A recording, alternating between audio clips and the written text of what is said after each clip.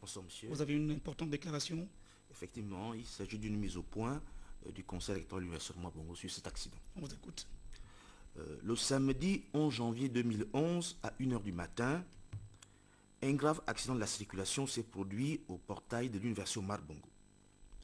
Un véhicule a en effet violemment heurté l'étudiant d'Itengu Maganga Stakis Serej, inscrit en master professionnel aménagement du territoire, qui rentrait d'une veillée mortuaire à bord de son scooter.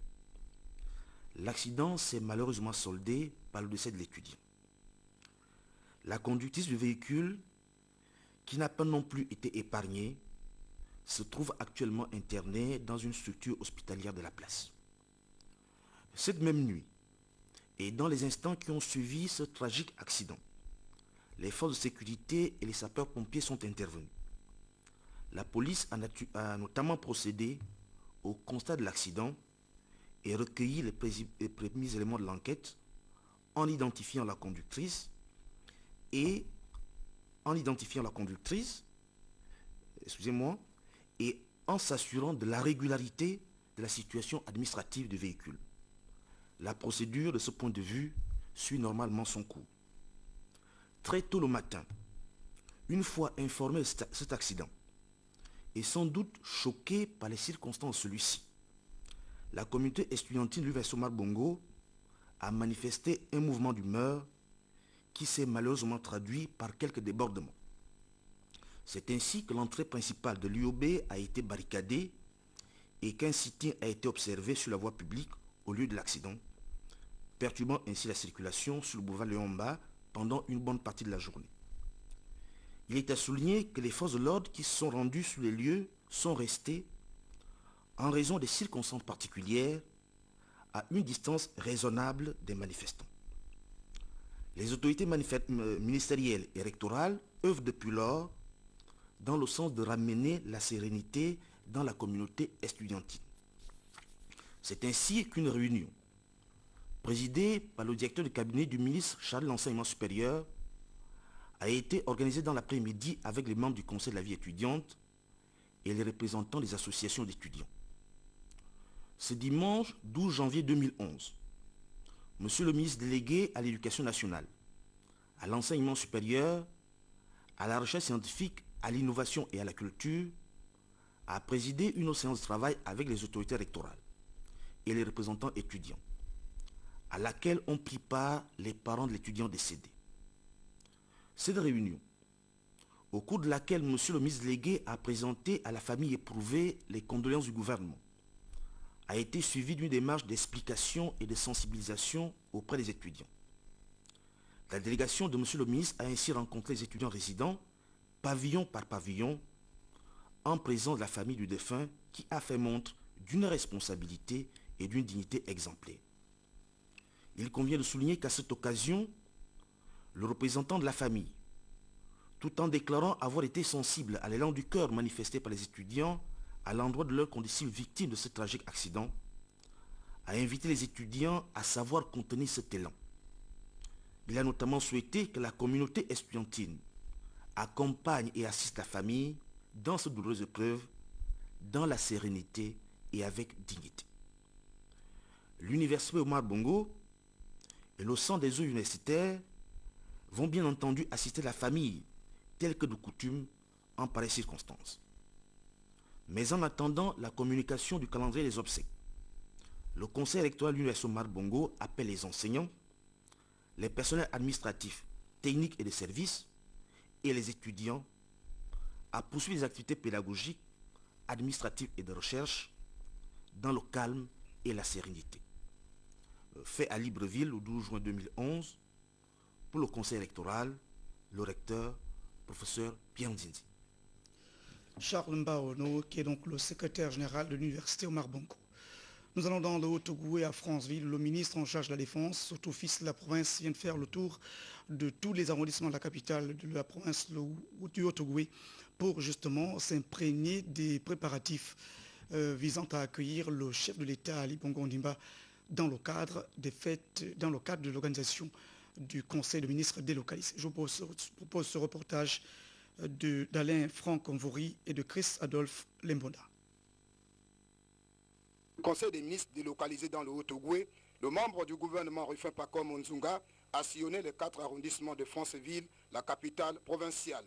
Accompagné d'une forte délégation, il a porté le message aux populations par le biais des maires, chefs de quartier, notables et membres des partis politiques en termes de sensibilisation afin de réserver un accueil triomphal au numéro 1 gabonais, aux membres du gouvernement ainsi qu'aux élus invités que la province du Haut-Ogooué aura le privilège de recevoir.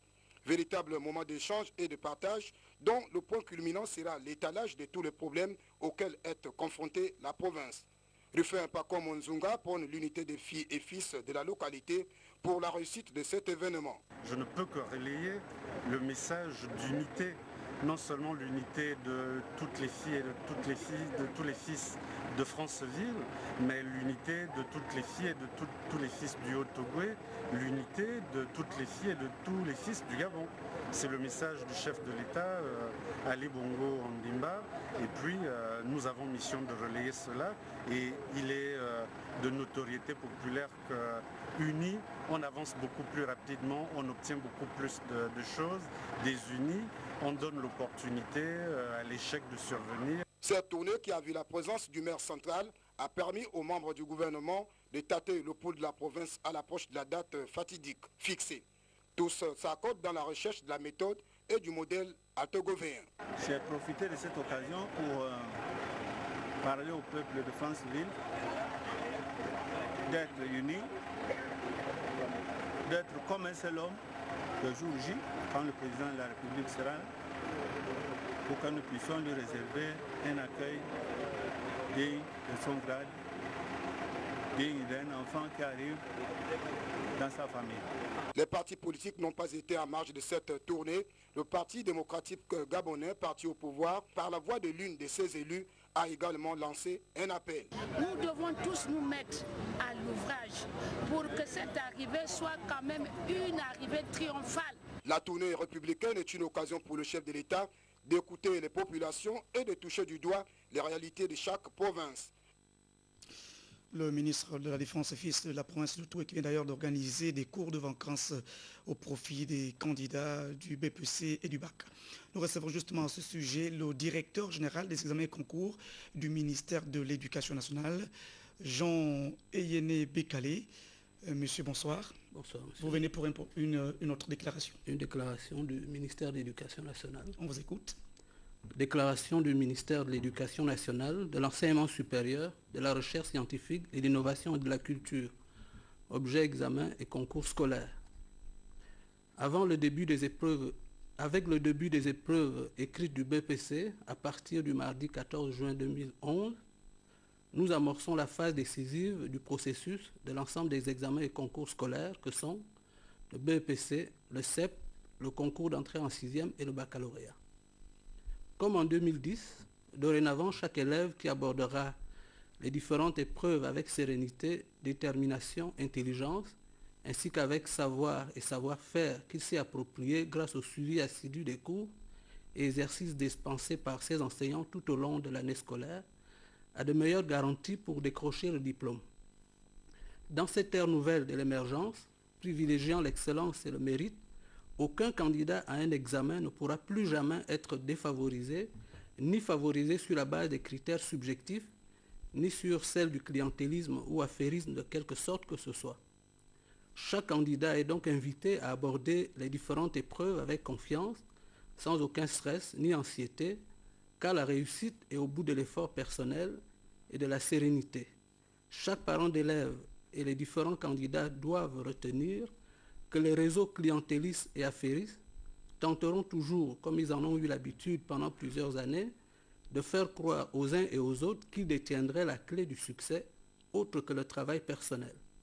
Nous vous invitons tous et tous à ne pas suivre ces marchands d'illusions nostalgiques des déviances du passé qui n'ont plus droit de citer. Ils tenteront de vous faire croire qu'ils détiendraient des épreuves d'examen ou des imprimés de copies d'examen qu'ils vous proposeraient à la vente. Ils pourront même vous faire croire qu'ils auraient des relations avec les membres d'un jury. Tout cela n'est qu'arnaque et tentative d'escroquerie. Certains d'entre eux qui ont commencé à s'y essayer ont été immédiatement démantelés par les services de la Direction générale des examens et concours, puis présentés devant les forces de sécurité où ils y médient désormais dans les conditions prévues par la loi à cet effet, avant d'être présentés très prochainement devant les tribunaux pour répondre de leurs actes et tentatives d'escroquerie et d'arnaque des candidats et de leurs parents, ainsi que les tentatives de falsification des documents administratifs. Quant aux enseignants et autres personnels d'appui enrôlés dans les différents jurys d'examen et concours en raison de leur expertise avérée, de leur esprit de citoyenneté civique, sociale et sociétale, ils sont invités à mériter la confiance placée en eux sans jamais faillir, quelles que soient les circonstances, et de dénoncer toute tentation dont ils pourront faire l'objet, aussi bien auprès des autorités centrales du ministère que des autorités déconcentrées, ainsi qu'auprès des forces de sécurité. Comme en 2010, les différentes vacations seront payées avec la même célérité dans les différents postes de comptabilité publique provinciaux et départementaux, après services faits et effectifs et efficaces, attestés par chaque directeur d'académie provinciale, ainsi que par chaque président de centre d'examen et par les personnalités dépêchées à cet effet par la Direction générale des examens et concours comme superviseur. La proclamation des différents examens et concours dans chaque centre d'examen et par ordre de mérite se fera en toute solennité, comme en 2010, et en toute transparence devant les parents accompagnant leurs enfants et en présence des autorités locales dans le cadre d'une cérémonie officielle de reconnaissance d'élèves méritants, espoir du Gabon de demain dans cette ère de l'émergence. Le ministère souhaite bonne chance à chaque candidat et invite les parents à apporter à chacun l'ultime encadrement nécessaire à la réussite sans aucune menace qui risquerait au contraire de les effrayer ou de les stresser, alors que nous tous, nous avons le devoir de les mettre dans des conditions de confiance favorables à leur succès. Encore une fois, bonne chance à toutes et à tous. Je vous remercie. Fait à Libreville le 11 juin 2011 pour le ministère, le directeur général des examens et concours, Jean-Ayen Bekal. Monsieur le directeur général, merci. C'est également la fin de ce rendez-vous d'actualité sur la première chaîne de télévision demain 7h30. Vous retrouverez Cyril Ngaleko à 20h. C'est Rodrigue Tessemouanga qui a donc coordonné cette édition d'information. Merci encore de nous avoir accordé votre particulière attention. Je vous retrouve très prochainement. Passez un bon début de semaine. Au revoir.